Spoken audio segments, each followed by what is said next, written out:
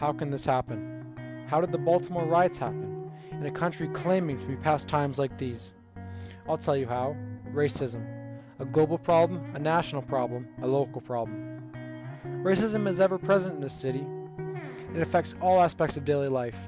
It makes it tougher to walk the streets and tougher to live. At first, you may not be able to tell, but I'll tell you what I see here. I see men and women in the streets.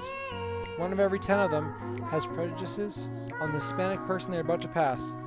For the Arab man they're about to pass, 1 every 4 has them. I see white Americans holding 88% of the country's wealth, while only making up 2/3 of the population.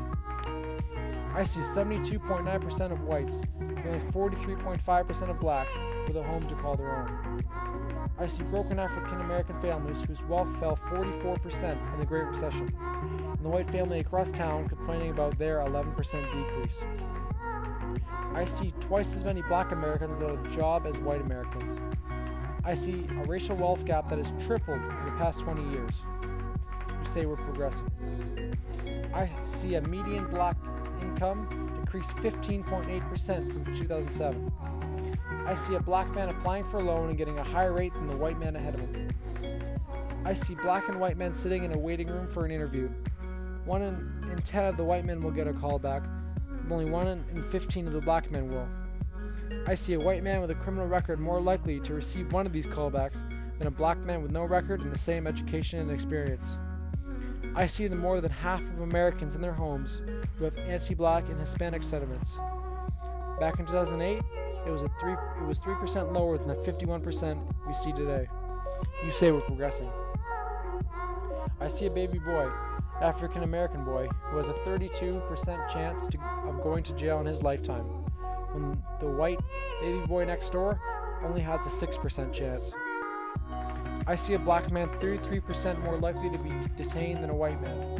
I see this man being 21% more likely than the whites around him to receive a mandatory minimum sentence and 20% more likely to be sentenced to prison.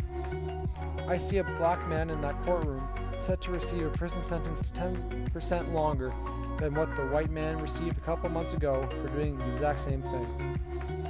I see police officers stopping non-whites much more often. I see 80% of the stops being for blacks and Latinos. I see 85% of those people being frisked, and only 8% of the whites being frisked. You say that's progress. I see black Americans arrested nearly 3 times as much as whites for drug possession, while using less than whites. I see a black man at gunpoint twice as likely to be shot as anyone else. I see Freddie Gray. It may be too late for the adults of society, but equality must be instilled to the youth. Our children are brought up fearing other races and developing a hatred for them. 80% of Latino and 74% of black students attend segregated schools. This needs to stop.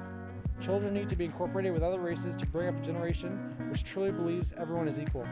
Blacks, whites, Hispanics, Asians, everybody needs to act as a community.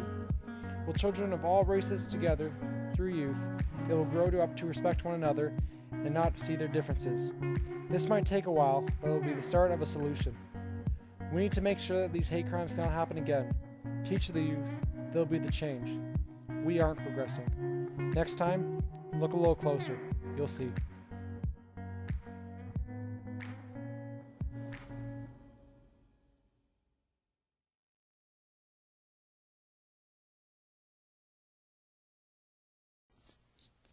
The issue of racial discrimination is a prevalent theme in the 11U English course.